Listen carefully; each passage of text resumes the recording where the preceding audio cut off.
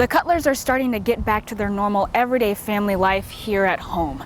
But Cameron Cutler is still a little shaken up by everything that happened on Tuesday. The Josephine Social Justice Alliance is the one hosting this rally called Close the Camps. And as you can see, there are a few dozen people out here. You can see signs like "Tell ICE don't rip families apart" and "Close the camps." What we know right now is that the fire is at least 100 acres. And as I stand here right now, ash has been falling constantly around me. Starting the first of the year, if you're caught with your phone in your hand like this, well, that'll be a $265 fine. But the moment you place it on the dashboard, you're allowed one tap and one swipe.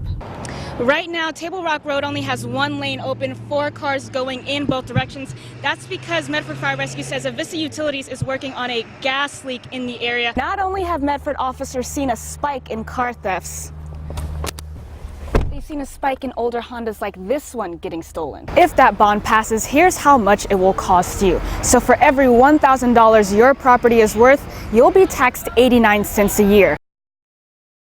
The Cutlers are starting to get back to their normal everyday family life here at home. But Cameron Cutler is still a little shaken up by everything that happened on Tuesday. What was supposed to be just another fun hike with the kids turned into a day and night Cameron Cutler will never forget. A simple wrong turn in an area she had been in before became a nightmare. The car got stuck and they stuck it out for more than 12 hours. Knowing that we had food, we had water, like we had the car for safety, I wasn't stressed for our situation, but the stress of knowing that we're okay, but no one else knows we're okay. No one else knows that we're safe. Their worst case scenarioing in their mind at home. As it got later, we started to prep. I told the kids, like, we might have to spend one night out here, but we won't spend 2.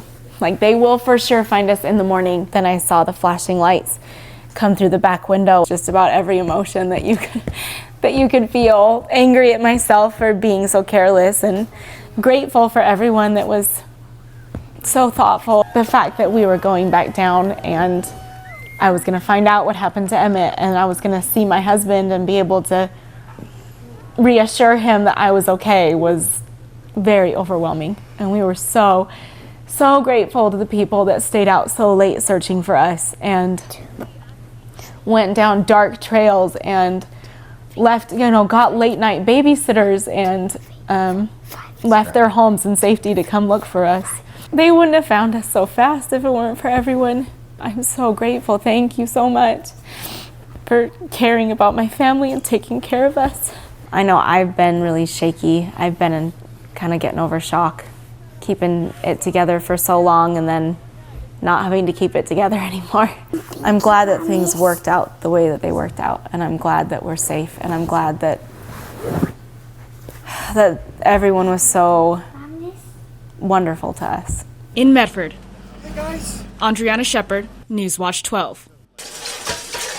The last 2 years have been nothing short of hard for Ian Davis. He was diagnosed with cancer.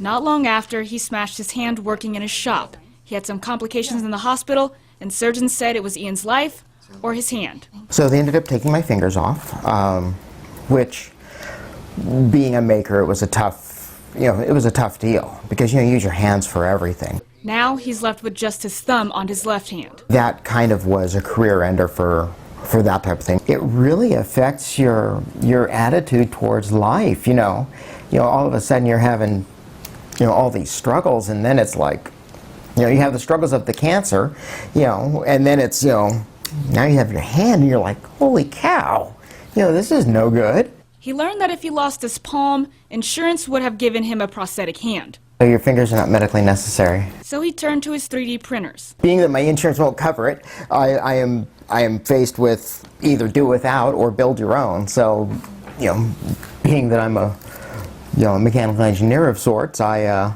chose to build my own. Ian tells me his world has gotten a lot smaller since the accident. He spends most of his day inside his office, revising and making more prosthetics. So these are different ones that I've, played with and tried, and, they were fun at the time, and,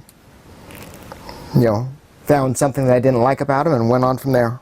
He knows there are other people with the same problem he has, but they can't make their own hands. He wants to be able to do this for other people who need it. There's a need and it just needs to be filled. Right now, he hopes a biomedical engineering department will give him a chance to do just that.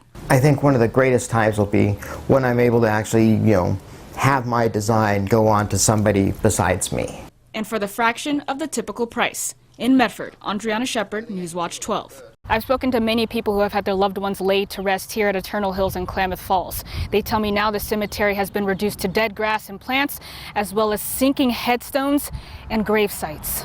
Terrible, disrespectful, and wrong, Claudia Sharp and Della Jones tell me aren't the words that cut it. The state of Eternal Hills Memorial Park, which they say was once beautiful and peaceful, cannot even be described now. It's very sad. Look at this. How can you even call this a cemetery? Yeah. It's not a cemetery, it's garbage. No grass, nothing. Claudia's son Adam was murdered nearly 8 years ago. She decided to bury him next to other family members here. She says the problem started well before the bankruptcy. I've had nothing but trouble. The first year that he was out here, his grave was sunken in, and I made them fix it. Claudia and Della have a relative that was supposed to be buried right next to Adam. They tell me the cemetery buried her somewhere else and they haven't been able to find her. You just want to cry when you come out here because so many graves are so bad that you can see the caskets. And there's a couple of them that you can see the caskets. Like this one here. James Garland says he's one of the luckier ones. He tells me his mother's gravesite and potentially his own plot isn't too bad of a shape. But seeing the state of everything around him puts him in tears. Let's get this taken care of out here, because it's not right. Since no one is here to take care of the lawn, community members don't just leave flowers. They take care of it themselves. Something they all tell me was supposed to be taken care of as part of the Eternal Care package they paid for. Since the sprinklers don't run either, Karen Barnett brings buckets of water to her daughter's grave to keep it green amongst the brown.